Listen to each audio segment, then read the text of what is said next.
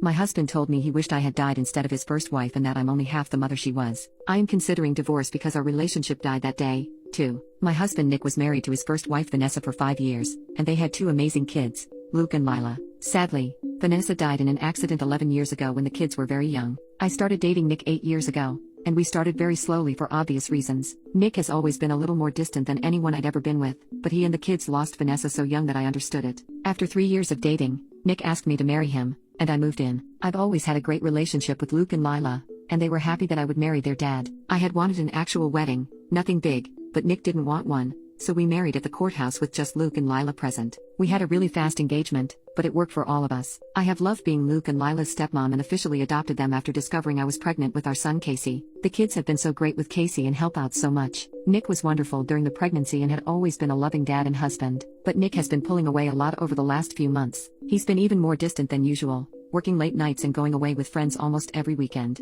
I've tried talking to him, but he's been impatient with me and the kids. I was pregnant in June and am now 21 weeks pregnant with a girl. The kids are excited to have a little sister, but Nick seems indifferent to everything and everyone. He's missed soccer games, Lila's birthday, doctor's appointments, etc. Casey is too young to notice, but their dad's absence hurts Luke and Lila. These kids are so good and lost their mom so young. I'm infuriated that Nick is ignoring the kids like this. Last week, I finally sat Nick down and told him that he needs to stop disappearing and be more present in our lives. We will have another child soon, and before we know it Luke and Lila will be grown up and going to college. After an hour of arguing, he screamed at me that he wished Vanessa was still alive and that I had switched places with her and died instead. He also threw in some awful comments that I need to stop pretending I'm Luke and Lila's real mom and that I'm only half the mom Vanessa was. The final straw was him saying that he never even wanted any kids with me but did it so I'd keep busy and leave him alone. I'm so beyond hurt right now. I know I'm just his second choice, but I've always tried to honor Vanessa and tell Luke and Lila how lucky they were to have her as their mom. I love all of our kids more than anything, and I'm just so heartbroken. Nick barely pays attention to Casey now and doesn't even acknowledge the pregnancy.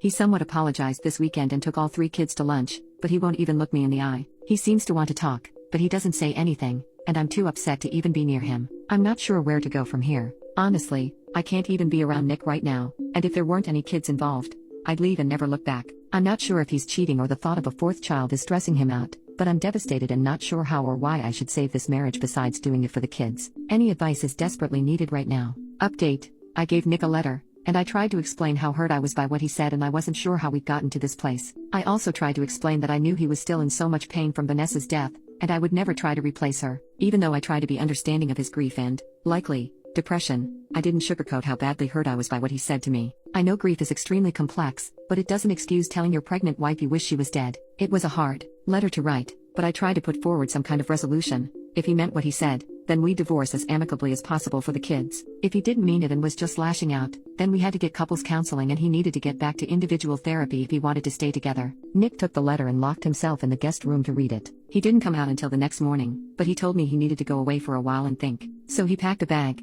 told the kids he had a business trip, and left that afternoon. Honestly, I figured our marriage was done as soon as he left. Luke and Lila knew something was up, but I kept telling them their dad had a big project for work and would be back soon. They were both upset. Neither believed the story about Nick's trip, so I set up some emergency sessions with their therapist so they would have someone to talk with. Nick was gone for over a week. There were a few short phone calls to ask how I was and talk to the kids, but there was a lot of radio silence during that time. He came home one afternoon when Luke and Lila were still at school and said he needed to talk. I figured he was going to ask for a divorce. He told me he felt very guilty for being happy with his life and like he was dishonoring Vanessa by living this new life with me. The guilt and sadness made him want to pull away, and he hoped I'd let him, which I did. He said he didn't mean the things he said and felt ashamed after he said them, but he just wanted me to leave him so that neither of us would be hurt anymore. I expected to hear that, but it didn't make me feel better. After reading my letter, I guess it drove home how much he had hurt the kids and me, so he left to see if he could fix himself and get back on track. He admitted he'd been depressed and needed help. I told him I meant what I said in the letter and would work with him if he wanted to work through it. He was more emotional than